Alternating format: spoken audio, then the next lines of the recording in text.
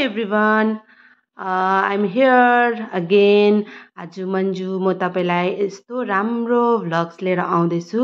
आज चाहिँ मलाई एकदमै मेरो छोरा मेरो हस्बेन्डलाई एकदमै मनपर्ने जग्गा लिएर जाँदैछु। हेर्नुहोस् मैले जहाँ यो भिडियो बनाइरहेको छु यसको बाटो हेर्नुहोस्। आम्मामा यस्तो बिचमा बाटो साइडमा जङ्गल, ब्युटिफुल जङ्गल है। अनि जहाँ चाहिँ पशु पक्षी एनिमल्स लाइक गाईहरू भयो सबैजना चरिरहेको कस्तो राम्रो ठाउँको बिचबाट चाहिँ नि म तपाईँलाई आज यति दामी टिपिकल ओल्ड एजमा चाहिँ बनाएको भिलेजहरू लिएर जाँदैछु जहाँ चाहिँ मेरो रिलेटिभ्सहरू बस्नुहुन्छ। अनि most of the time we love to come this place है। यो जग्गा आउनु हामी पुरा मन लाग्छ किनभने यहाँनिर चाहिँ ड्युरिङ समर सिलिगुडी समरमा एकदमै गरम हुन्छ। त्यो टाइममा चाहिँ we just feel over here relax होइन, शीतल हावा आउने। अनि यसको सराउन्डिङको जुन चाहिँ ट्रिजहरू छ नि यो चाहिँ एकदमै लाइक मेडिसिन खालको ट्रिजहरू छ अरे, जहाँ चाहिँ from here you can make the मेडिसिनहरूको लागि एकदम राम्रो रुखपातहरू, यहाँको इन्भाइरोमेन्ट हावाहरू राम्रो छ। हेर्नुहोस् अब हामी वे आर नियर टु हाम्रो एकदम मनपर्ने फेभरेट गाउँ है भिलेजमा। सो हेर्नुहोस् है अब हामी जाँदैछु अनि म यहाँको सबै चिजहरू क्याप्चर गरेर देखाउँछु। तपाईँहरू इन्जोय गर्नुहोस् यो भिडियोलाई। जहाँ चाहिँ अब अहिलेको नाउ डेजको यो टाइममा चाहिँ like everywhere you'll get a pollution है सिटिजहरूमा, तर यहाँनिर चाहिँ if you come here environment कस्तो मजा आउँछ। हेर्नुहोस् घरहरू हेर्नुहोस् त, उहिलेको काठहरूले बनेको टिपिकल लागि हुन्छ नि धुप्पी एन्ड अल, एकदमै दामी काठहरूले बनेको यस्तो मजाको उयो छ घरहरू। अन्त बाटो पनि बिचमा मेरो लेफ्ट मेरो राइटपट्टि घरहरू हेर्नुहोस्। यहाँनिर चाहिँ हाम्रो दिदीको घर छ। यहाँनिर चाहिँ दिदीले चाहिँ लाइक सबै एनिमल्सहरू पाल्नु भएको छ। She is a very hard working woman है। कति पढेर कस्तो अब त्यसलाई मेन्टेन गरेर पनि सिल गो टु जङ्गल दाउराहरू लिएर आएर पनि पशु पक्षीहरू पालेर पनि हो। अनि मेरो छोरा यी जाँदैछ अन्त म चाहिँ I'm just taking the video surrounding. उहाँले हेर्नुहोस् परेर मजाले दाउराहरू लाइक कति होसियारी है, दाउराहरू मजाले राखिरहनु भएको छ हो। अन्त यसको उयो के अरे तपाईँको कोकोनट ट्रीहरू भयो, तपाईँको यो सुपारीको रुखहरू हो। दिदीको उहाँको अब कस्तो मजाले उहाँले एग्रिकल्चरहरू गर्नुहुन्छ है। अन्त के अरे मैले चाहिँ अब दिदीको यो मलाई चाहिँ मेरो एकदमै we love this place very much है। अनि यहाँको गाउँहरू पनि एकदम राम्रो छ। The people are very good होइन। त्यसै त गाउँको मान्छेहरू सोझो हुन्छ सबैलाई थाहा छ है। गाउँको मान्छेहरू धेरै सोझो एकदम माया लाग्दो, उहाँहरू एकदम राम्रो क्लिन हार्टहरू भएको हुन्छ। You will get that type of people from this typical village छ, यहाँबाट पाउनुहुन्छ। अनि मैले एकदम भिडियो बनाउँदै जाँदैछु, मेरो हस्बेन्ड इज स्ट्यान्डिङ डियर अनि मलाई पर्खिरहनु भएको छ। अनि उहाँ मेरो पछि पछि फलो गर्नुहुँदैछ, उहाँ आउँदैछ। अन्त हेर्नुहोस् अब म जाँदैछु। यहाँ चाहिँ गाईले अस्ति बाछा ब्याएको थियो अन्त मैले चाहिँ काउ बेबीलाई अब म तपाईँलाई I'm going to show you है। अनि दाउराहरू हेर्नुहोस् कस्तो मजाले यो चाहिँ नि अस्ति ब्याएको है काउले म अनि अन्त कस्तो माया लाग्दो भयो।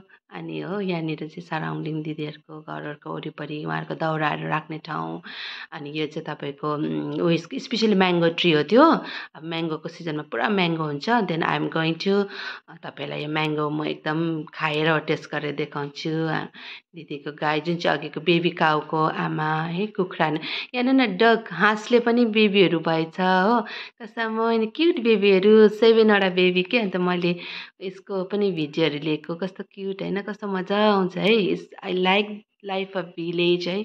Nothing no tension no pollution नथी। तपाईँले आफूले नै बारीको खानु पाइन्छ, आफूले गरेको सबै चिज। अन्त हेर्नुहोस् न घरहरू कस्तो मजा मजाको घरहरू हो। अन्त यस्तो खालको घर चाहिँ like why they will make भन्दा चाहिँ पहिला चाहिँ बिकज अफ एलिफेन्ट। अनि यो चाहिँ अब बिचमा तपाईँले अघि म आउँदा लेफ्ट राइटमा जङ्गलहरू देख्नुभयो है। अनि अब यो चाहिँ मोस्टली अब यो चाहिँ फरेस्ट एरिया भएकोले गर्दा चाहिँ उयो आउने क्या एलिफेन्टहरू।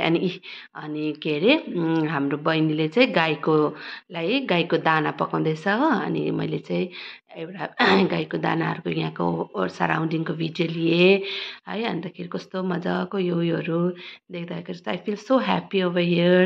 अन्तखेरि मान्छेले सबै काम गरेर पनि हेर्नुहोस् न गार्डनिङ पनि गरेको, ब्युटिफुल फ्लावरहरू रोपेको है।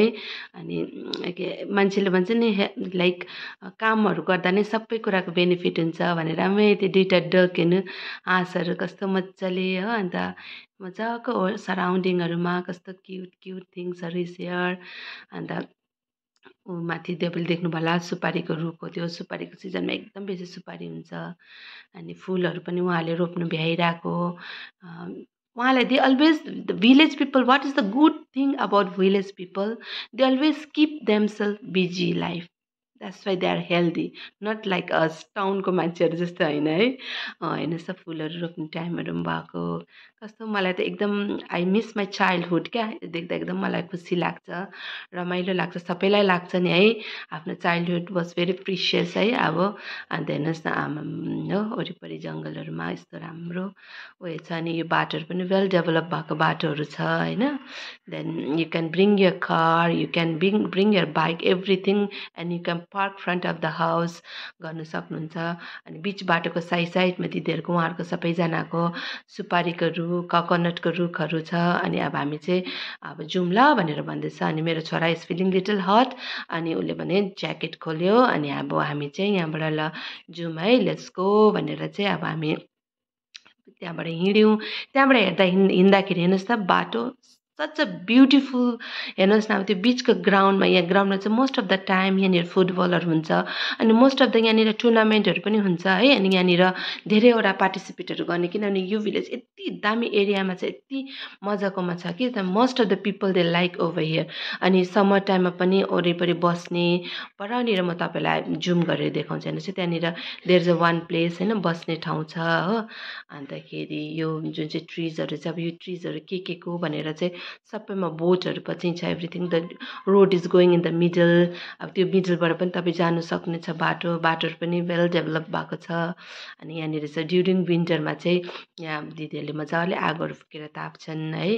अन्त यो कतिवटा रुखमा यो जुन बोटहरू छ यो रुखहरूमा चाहिँ राम्रो is a very like good ट्रिजहरू, अक्सिजनहरू दिने त्यस्तोहरू छ होइन। I hope